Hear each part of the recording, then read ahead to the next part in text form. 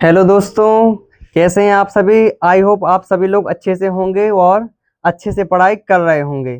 तो हम आपके लिए लेकर गए हैं एक और इम्पोर्टेंट टॉपिक, जिसमें हम आपको सिखाएंगे पक्षांतरण के नियम। यदि ये टॉपिक यदि आपको नहीं आता है तो इसका मतलब है कि कई सवालों को सॉल्व करते हुए आप भी कई जगह फंस जाते होंगे और समझ में नहीं आता होगा कि आगे सवाल को कैसे सॉल्व कर लेना है। तो चलिए आज समझ लेते हैं इस इम्पोर्टेंट टॉपिक को बिना किसी देरी के। तो यहाँ पे दिया गया पक्षांतरण के नियम। तो मान के आखिर पक्षांतरण के नियम क्या है। तो यहाँ पे पक्षांतरण के नियम का अर्थ होता है कि कोई चीज बराबर में, जैसे बीच में क्या दिया होता है, बराबर का चिन्ह दिया होता है। और यदि कोई चीज बराबर के बाद या कोई संख्या बराबर के बाद जाती है तो उसमें क्या परिवर्तन आ जाता है। तो चलिए इसी वीडियो हम इन सभी चीजों को सीखने वाले हैं। तो चलिए शुरू करते हैं। तो यहाँ पे मान कर चलते हैं हमारे पास प्लस में कोई संख्या दी है जिसको हम मान लेते हैं ए। तो जैसे ही हम इसका पक्षांतरण करेंगे यानी बराबर के उस साइड भेजेंगे तो ये हो जाएगी हमारी माइनस है। कैसी हो जाएगी, माइनस है।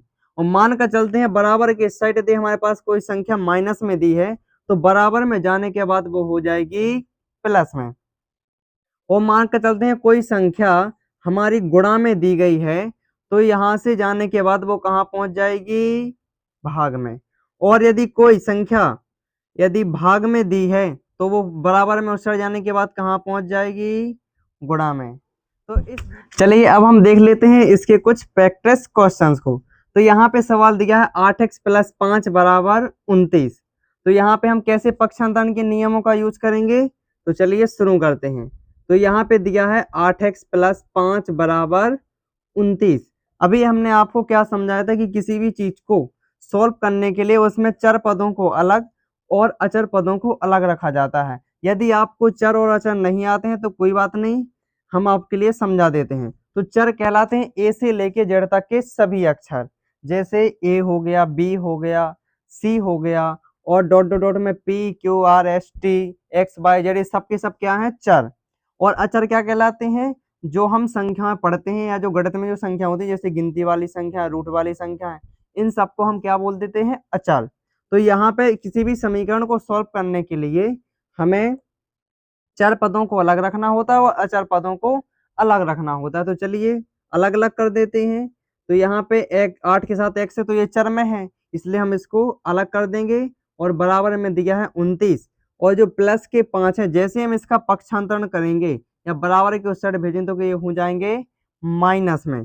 तो 8x बराबर 29 में से 5 माइनस करेंगे, कितने बचेंगे, 24। और तो x बराबर 24। और हमने आपको बताई थी कोई संख्या गुणा में है और यदि बराबर की ओर सट जाएगी तो वो कहाँ पहुंच जाएगी, भाग में। और यहाँ से 8 से हम भाग करेंगे कितने में, 24 में। तो 8 एक हम 8 और 8 3। अब हम आपके लिए होमवर्क में एक सवाल दे रहे हैं जिसका आंसर आपको कमेंट सेक्शन में देना है। तो सवाल है 3x+5 बराबर 20। इस सवाल का आंसर आपको कमेंट सेक्शन में देना है।